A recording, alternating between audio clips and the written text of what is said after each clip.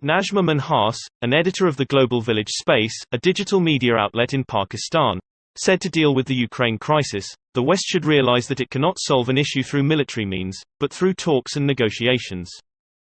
In a recent interview with Shinhua, Minhas said that the North Atlantic Treaty Organization going eastwards towards the Russian border is seen by Russia as crossing the red line. The fact of the matter is that for many, many years, in fact decades, United States policymakers have been warned about going into and extending NATO so closely to Russia.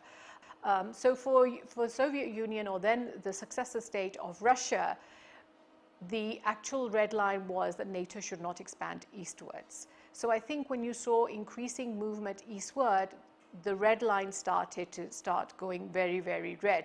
The states of Eastern Europe, the majority of the states joined NATO, Estonia, Lithuania, all of these states joined. And I think at this point he realized that if NATO comes, Ukraine is on the border of Russia. So, and it's a huge state, it's the second largest state in Europe. So on that basis, I think Putin realized that this was too much if NATO actually entered Ukraine as well. The way the world sees it is that the West should actually realize that we cannot solve our issues through military means, but in fact talks and negotiations is the way to go ahead. And the way to go ahead is not by stepping on people's red lines, but rather actually talking and discussing who does what.